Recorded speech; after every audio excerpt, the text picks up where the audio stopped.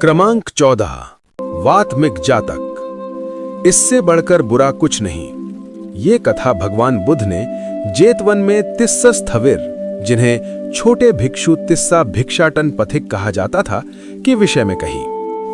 परंपरा के अनुसार जब भगवान राजगृह के समीप वेणुवन यानी बांसों के उपवन में निवास कर रहे थे, तब एक धनाढ्य कुल का युवक जिसका नाम राजकुमार तिस्सा था, एक दिन वेणुवन आया।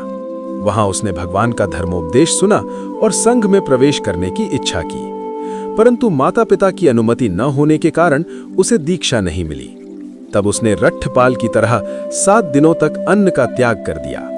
इस प्रकार माता पिता की सहमति प्राप्त कर उसने अंततः भगवान के हाथों दीक्षा ग्रहण की। इस युवक को दीक्षा दिए लगभग 15 दिन बीतने पर भगवान वेणुवन से जेतवन चले गए।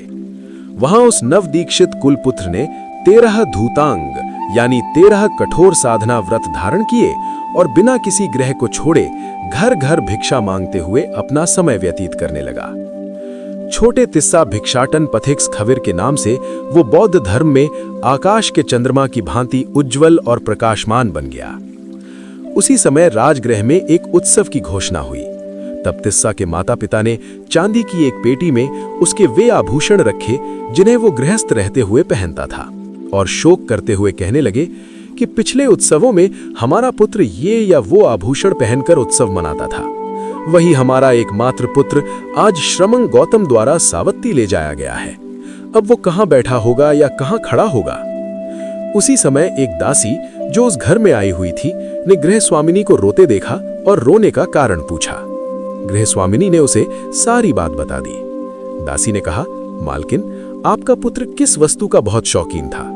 गृह स्वामिनी ने उत्तर दिया, फला फला वस्तु का।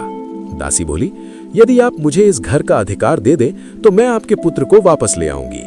बहुत अच्छा कहकर उसने स्वीकृति दी, यात्रा व्यय दिया और बड़े लवाजमे के साथ उसे भेजते हुए कहा, जाओ किसी भी तरह मेरे पुत्र को वापस ले आओ। तब वो दासी पालकी में बैठकर सावत्ती पहुंची और उस गली में रहने लगी जहां से वो स्थविर भिक्षा के लिए आया जाया करता था। उसने अपने चारों ओर अपने ही सेवक रखे और इस प्रकार व्यवस्था की कि स्थविर को अपने पिता के किसी भी व्यक्ति का वहां दर्शन न हो। जैसे ही स्थविर उस गली में प्रवेश करता, वो तुरंत उसे अन्नपान की भिक्षा देती। स्वाद तृष्णा के बंधन में बांध लेने के बाद धीरे धीरे उसने उसे अपने घर में बैठने के लिए प्रेरित किया, यहाँ तक कि उसे ये भली भांति ज्ञात हो गया कि उसके द्वारा दी गई भिक्षा दान ने उसे अपने वश में कर लिया है। तब उसने बीमारी का बहाना किया और भीतर के कक्ष में लेट गई। समय आने पर भिक्षाटन पथ के अनुसार स्थविर उसके घर के द्वार पर पहुंचा। उसके लोगों ने उसका पात्र लिया और उसे घर के भीतर बैठा दिया। बैठने के बाद स्थविर ने पूछा, उपासिका कहाँ है? उन्होंने उत्तर दिया, भदंत, वो बीमार है, वो आपको देखना चाहती है। स्वाद तृष्णा के बंधन में बंधा हुआ वो अपने व्रत और नियम को तोड़ बैठा और वहां चला गया जहां वो स्त्री लेटी हुई थी।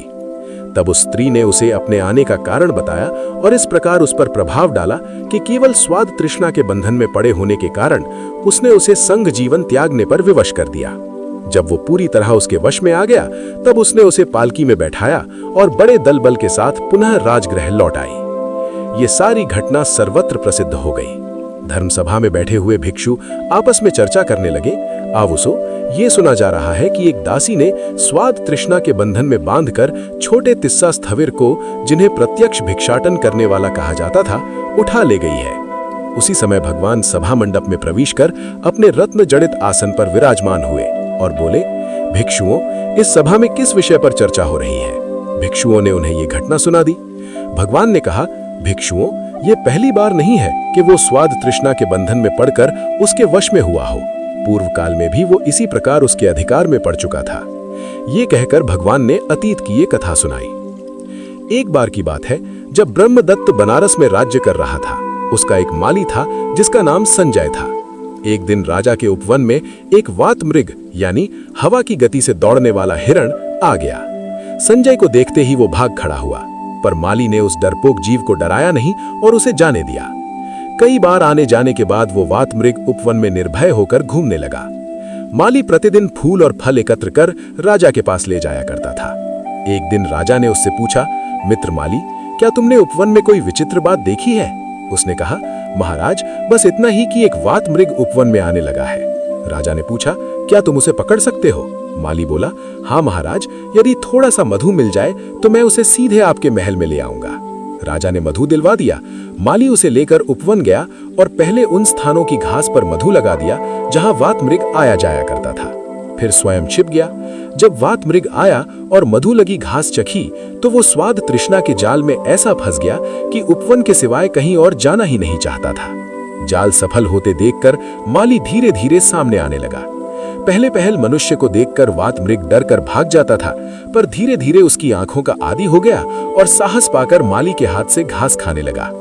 ये जानकर कि अब उसका विश्वास जीत लिया गया है, माली ने पहले मार्ग में टूटे डाल पत्तों को बिछा दिया, फिर कंधे पर मधु से भरा घड़ा टांग कर और कमर में घास खोसकर मधु लगी घास के तिनके रास्ते में गिराता हुआ चला गया। यहाँ तक कि वात मृग को बहलाकर सीधे महल के भीतर ले आया। जो ही वात मृग भीतर पहुंचा, द्वार बंद कर दिए गए। मनुष्यों को देखकर वो भय और आतंक से कांपता हुआ सभा भवन में इधर उधर दौड़ने लगा। तब राजा ऊपर के कक्ष से नीचे आया और उस कांपते हुए जीव को देखकर बोला, वात मृग इतना डरपोक होता है कि जहां उसने मनुष्य को केवल देखा भी हो वहां पूरे 7 दिन तक नहीं लौटता, और जहां एक बार डर गया वहां जीवन भर फिर नहीं जाता।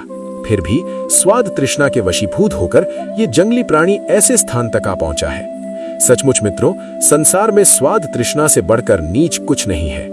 ये कहकर राजा ने इस गाथा में उपदेश दिया। स्वाद से बढ़कर बंधन कोई नहीं, चाहे घर हो या मित्रों का संग। देखो, उसी स्वाद ने वनवासी वात मृग को संजय के हाथों सौंप दिया। ये कहकर राजा ने वात मृग को फिर से उसके वन में छोड़ दिया।